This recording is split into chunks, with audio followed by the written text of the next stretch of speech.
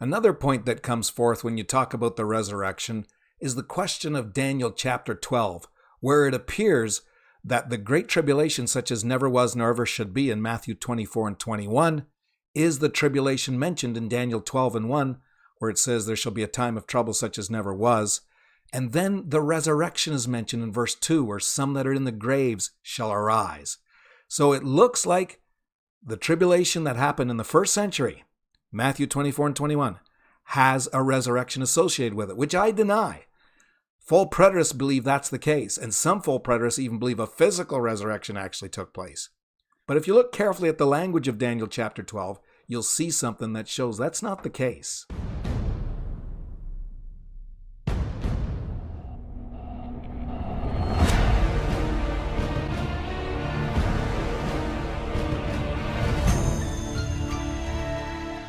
Look at the terminology used and the manner of speaking in verses 1 and 2 of Daniel chapter 12, and we're going to show you another instance that makes it not possible that the resurrection took place at that time of tribulation, but what Jesus said in Matthew 24 disallows for there to be a resurrection in the Great Tribulation time of AD 70. When you look at Daniel chapter 12, it talks about at that time shall Michael stand up, the great prince which standeth for the children of thy people. Daniel was the one being spoken to, and so his people would be the people of Israel.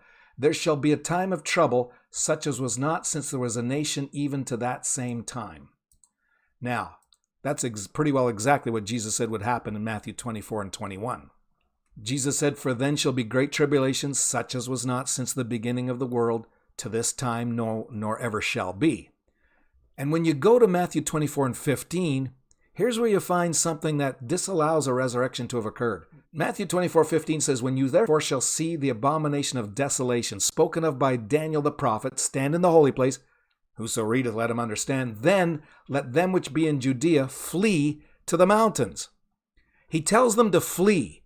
They're to be delivered. Luke says not a hair of their head would perish because the Christians knew enough to flee. Eusebius said a few centuries later that not a Christian perished. They heeded the words of Jesus right here, and they fled when they saw the Roman army come around, and the Jews, the unbelievers that remained in the city, were killed. But not a hair of the head of the Christians perished. And here it is in Luke 21 and 20. When you shall see Jerusalem compassed with armies, then know that the desolation thereof is nigh. Then let them which be in Judea flee to the mountains. Let them which are in the midst of it depart out, and let not them that are in the countries enter thereinto. For these be the days of vengeance, that all things which are written may be fulfilled. Notice he says, when you see Jerusalem surrounded, get out. Why? Because these are the days of vengeance. Compare the same thing in Matthew 24 and verse 15. Flee into the mountains if you're in Judea. Why? Because verse 21 says, for then shall be great tribulation, such as was not since the beginning of the world to this time, no, nor ever shall be.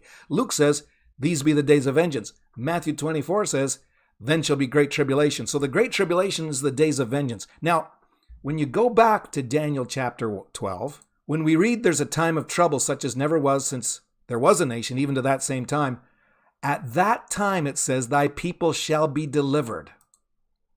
And that's an important point to notice. How are they going to be delivered? We just read it in Matthew 24. They were to flee. They were to flee.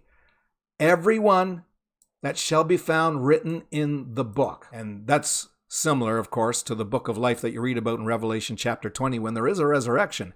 But this deliverance is not a resurrection. Jesus already said what the deliverance would be. It would be fleeing to the mountains. Now, then we read verse 2, and this is where the real question comes up. And many of them that sleep in the dust of the earth shall awake. So it looks like the deliverance is the resurrection. People will be delivered, everyone found written in the book of life, and many of them that sleep in the dust of the earth shall awake. There would be a resurrection. That's how you're going to get out of it. But that can't be the case. Jesus already said it's a deliverance by fleeing the city, by remembering what Jesus said and keeping it in mind, like Eusebius recounted centuries later, is exactly what happened. So it's not going to be a deliverance of resurrection. Now, if the resurrection would occur at that time, and especially to the full preterists out there, that you believe there was a physical resurrection, where physically they came out of the graves, which some do, a lot don't, most false preterists don't believe that, but nevertheless they believe there's a resurrection. You folks that believe there was a physical one, it says this is going to happen at the time of trouble. Well, why would Jesus tell them to flee to the mountains if there's going to be a physical resurrection of all the believers? If everyone whose name is found written in the book is going to be delivered and raptured, so to speak, which is what they say, points to Revelation chapter 20, because there you've got the book, and there you've got people being delivered, and there's a resurrection that brings us in Revelation 20 to the white throne. And they believe that the white throne judgment occurred back here, the false preterists.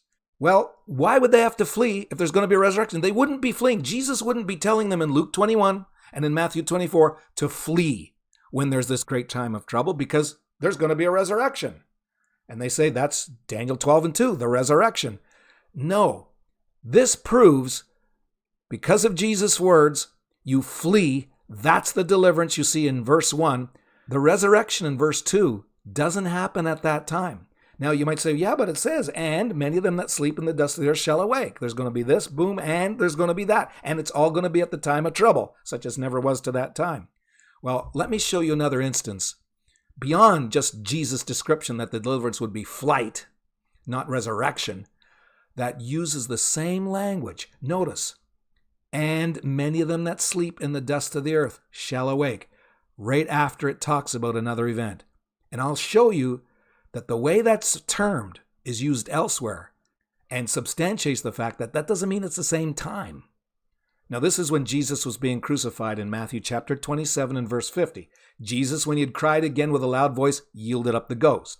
And behold, the veil of the temple was rent in twain from the top to the bottom, and the earth did quake, and the rocks rent, and the graves were opened, and many bodies of the saints which slept arose. It sounds a lot like Daniel 12 and 2. And many that slept in the earth arose. But keep reading, because the terminology is identical here. This happened with the veil of the temple, the rocks rent, and there was an earthquake, and graves were opened, just like Daniel 12. And many that slept in the earth arose. When you keep reading in verse 53, and came out of the graves, okay, sounds like it's all happening when the veil's being ripped, doesn't it? After his resurrection. So here all of a sudden you say, well, wait a minute. Now, at first it looked like the graves are open when the veil ripped open. The graves are open when the earthquake split the rocks. You got rent rocks and you got rent veils. So then it clarifies it and says, after his resurrection is when these graves were open. You got to keep reading. And they went into the holy city and appeared unto many. So it didn't happen the same time. In fact, it was 3 days later that those graves were opened and people which slept arose and resurrected. There's a perfect instance that resurrection is mentioned with something using the same terminology and apparently at first looking like it occurred the same time. So at the same time, people came out of the graves, but we find out that's not the case. It's definitely not the same time because once again, Jesus said the deliverance would be flight, not resurrection. There would be no need of telling them to flee in order to be delivered. If there's going to be a resurrection anyway, it's going to take them out of the world. But why is it mentioning this here? When many that sleep in the dust of the earth shall awake? Because he just mentioned names that are found written in the book. That is not only going to tell you who's delivered, who will flee the city, who will physically escape Jerusalem's destruction, but it's also telling you who will be in the resurrection in verse 2. And you see that in Revelation chapter 20.